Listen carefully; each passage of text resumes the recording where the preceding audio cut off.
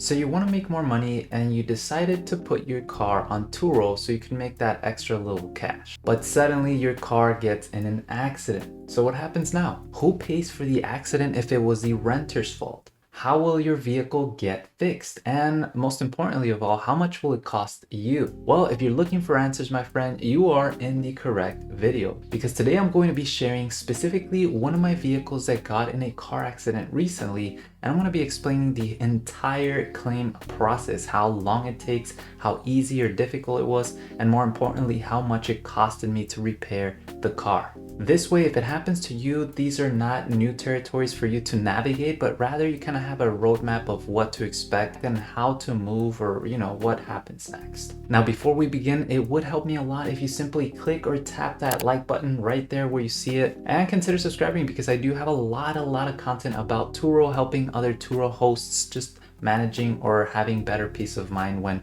doing Turo on the side or as a full-time job. I mean, after all, I do have above 120 trips on Turo and I am an all-star host. So what else do you need from someone who's sharing his advice? Now, let's get to the video, and let me start by giving you some background information because I think it's important to know what happened. So I got my Toyota Prius rented, and these were UK guests. Nothing wrong with being from UK, but I know that there's certain things that are different.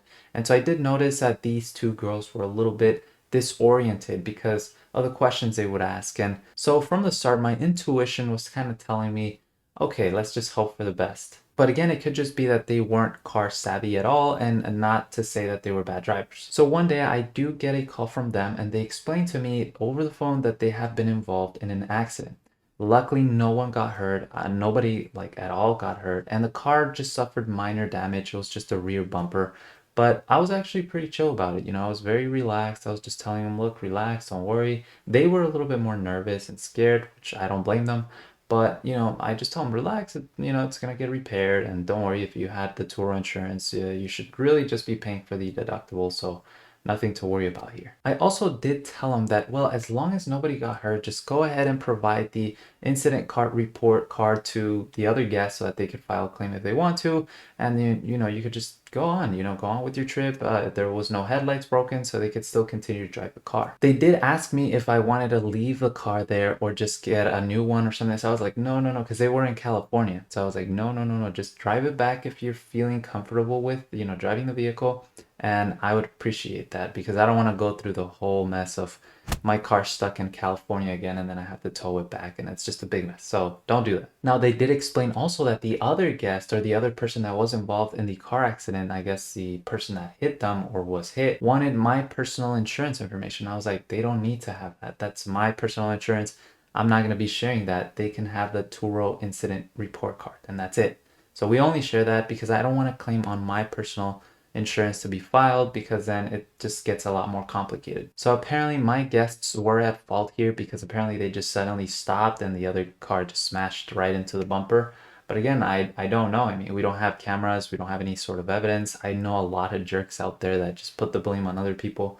So who knows? So after the whole drama, obviously, of the accident itself, the car was brought back to me in Vegas, and I was able to assess the damage in person. I decided to start by submitting a file claim, or, when you check out through Turo, it will ask you if there's any damage to your car. So I decided to select yes, take some pictures, and put pretty much what was going on. This was actually fairly simple, and it took me no more than 3 minutes. Then a day later, I did get a call and an email from a Turo support team member, and they explained pretty much the situation of how much I was going to be getting reimbursed and how much it was expected for them, or how much they were estimating for the car to get repaired. So in their eyes, and I'll have it here on the screen, it was somewhere around $685 or something like that. And since I was on the 75 plan, that means I had a $250 deductible, which means that I would only get the 683 or something like that minus a 250 deductible. So overall, I was only going to be getting to my bank account around $383,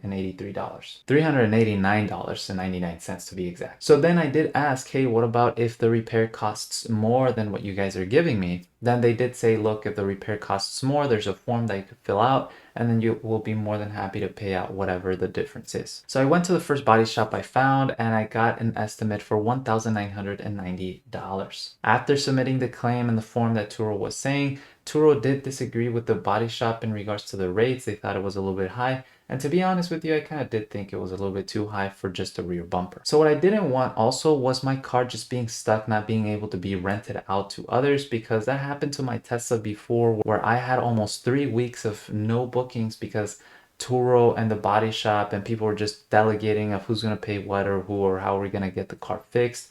And at the end or in the long term, I ended up losing almost $2,000 in those 3 weeks I couldn't rent the car. So in this case, I was like, look, you know what? We got to get this fixed ASAP because I need the car back in producing me money. So I went ahead, found out a friend that was doing body work, and I had decided to get a quote from him. He told me to get the bumper painted and fixed and installed was just going to cost $435. With the money that I had already gotten from Turo, which was around $389, that means I would only come out of pocket around $45, which to me honestly was perfect. I mean, at the end of the day, I'm sure I could have submitted the form, waited the 2 or 3 days, maybe a week, 2 weeks, I don't know, and then could have gotten a fat check of $1,990. Maybe I could have worked out a deal with the body shop of saying, hey, you know what? I'm giving you this business. How about you give me some sort of rebate or something?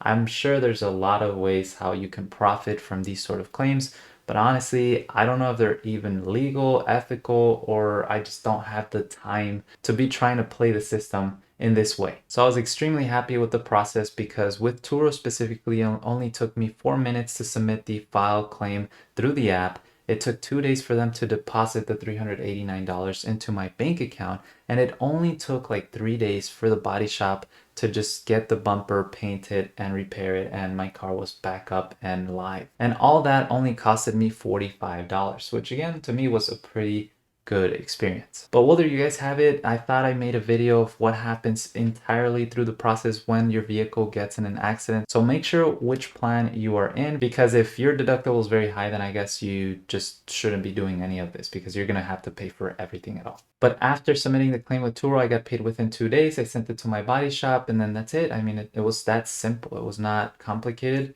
Now, something I do want to leave clear was that my deductible as a host was $250 because of the plan I chose. My guest, on the other hand, had a $500 deductible because they had chosen a lower insurance tier. So they even offered me to pay somewhere like $300 for me to repair the vehicle without having to do the claim through Turo. But I told them that I couldn't afford that because I still didn't know how much it was going to cost to get the car repaired, and I just didn't want to commit to a $300 amount when there could have been more damage. But I still feel that a lot of hosts don't understand that Turo in this way kind of double dips because they charge the host for an insurance fee and then they charge the guest for another insurance fee.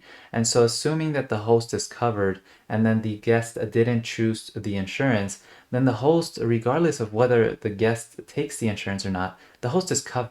So, you don't have to be worrying about give me your personal insurance for the guest, or give me this, or give me that.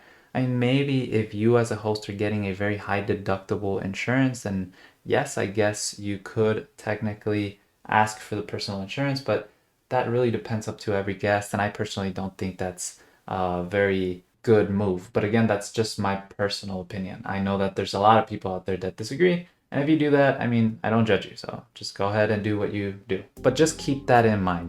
If the guest absolutely declines insurance and you have the zero deductible insurance, Turo is going to take care of you. So in this case, I was very happy that I had $250 deductible because that car normally was in the $1,650 deductible. So I don't even know when I changed it to the $250. But I mean, it worked out for me. I'm not going to complain. But let me know what you guys think. Do you think that the actual claim process is simple and quick enough with Turo? Let me know what you guys think again in the comment section below. Also, don't forget to follow me or message me via an Instagram because I do answer a lot of questions through there. So you're always welcome to reach out to me. My Instagram will be in the description below or towards the end of the video. I think there's now a link that you could just click in there. Thank you again so much for smashing that like button for me and consider subscribing. I'll see you guys next time. Peace.